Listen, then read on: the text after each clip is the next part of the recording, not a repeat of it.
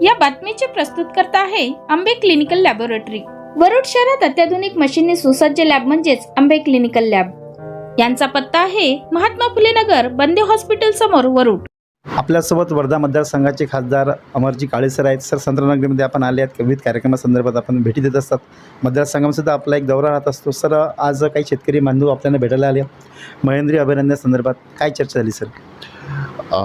मध्यंतरी लिंगा येथे महेंद्री अभयारण्याच्या संदर्भामध्ये सर्व गावकऱ्यांसोबत आम्ही एक चर्चासत्र त्या ठिकाणी घेतलेलं होतं। पहिलेच्या काही दिवसामध्ये काही लोकांच्या शंका होत्या, काही लोकांचा विरोध होता, परंतु आता सध्याच्या परिस्थितीमध्ये महेंद्री अभयारण्य करावं असं एकमत सर्व गावकऱ्यांचं त्या परिसरातलं झालेलं आहे।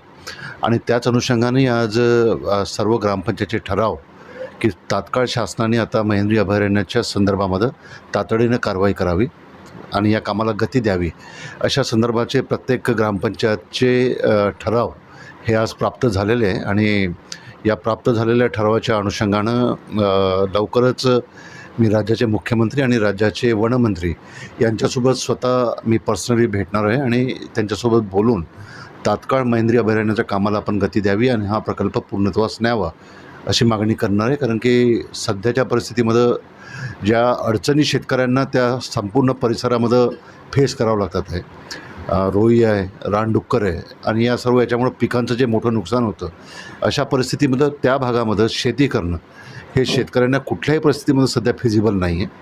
त्यामुळं तात्काळ शासनाने या सर्व बाबींचा गांभीर्यपूर्ण विचार करून या अभयारण्याला तात्काळ मंजुरी द्यावी आणि योग्य तो मोबदला हा सर्व शेतकऱ्यांना जे या अभयारण्यामध्ये येणार आहेत त्यांना योग्य मोबदला हा दिला जावा अशी सरकारकडे आमची मागणी आहे।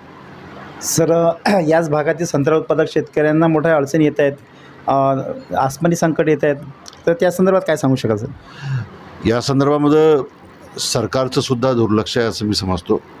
ज्या पद्धतीनं शेतकऱ्यांच्या संदर्भामध्ये घोषणा केल्या होत्या त्या घोषणांची अद्यापपर्यंत पूर्णत्वास आलेलं नाही आहे। पीक विम्याच्या संदर्भात जर आपण बघितलं तर वरुड, मोर्शी, चांदूर रेल्वे, धामणगाव, नांदगाव, खंडेश्वर हे सर्वही ब्लॉक हे झिरो दाखवले आहेत सध्या पीक विम्यामध्ये आणि शेतकऱ्यांच्या आत्महत्या वाढतात आहेत आणि अतिशय मोठ्या संकटाला शेतकऱ्यांना समोर जावं लागतं आहे। त्यामुळं मी तरी समजतो की ज्या पद्धतीनं आमच्या देशाच्या पंतप्रधानांनी सत्तेवर येण्याच्या पहिले शेतकऱ्यांच्या संदर्भामध्ये बोलले होते की आम्ही जर सत्तेवर आलो तर देशातल्या शेतकऱ्यांच्या शेतमालाला आम्ही त्यांच्या उत्पादन खर्चावर आधारित हमीभाव देऊ, हे माननीय मोदी साहेब 2014मध्ये बोलले होते आणि देशातल्या शेतकऱ्यांच्या दृष्टीनं दिलेलं ते त्यांचं सर्वात मोठं आश्वासन होतं की आम्ही देशातल्या शेतकऱ्यांना त्यांचा जो शेतमाल आहे त्याला उत्पादन खर्चावर आधारित हमीभाव देऊ, हे ते बोलले होते।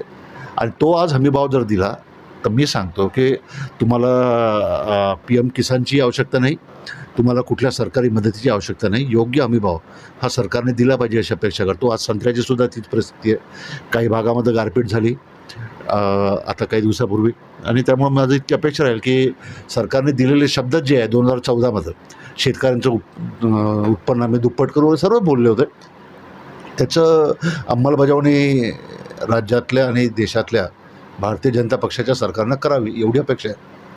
सर, वरुड शहरामध्ये राजुरा परिसरामध्ये जे रेल्वे विभागाच्या वतीने उड्डाणपुलाचं काम सुरू आहे, त्या संदर्भात अनेक तक्रारी आल्या आहेत, काही ॲक्सिडेंटसुद्धा झाले आहे, परंतु तो ठेकेदार त्या काही लोकांना ऐकत नाही, कारण की त्या तक्रार संदर्भात तो काही निराकरण करत नाही किंवा त्या ज्या सांगत त्या नॉब्स पाळत नाही। या प्रकारे काय प्रतिक्रिया? आता आजही मला 2-4 लोक या संदर्भामध्ये, आता मी महानुभाव पंथाचा एक कार्यक्रम आहे तिथे करून आलो, तिथेसुद्धा काही लोक या संदर्भात मला भेटले।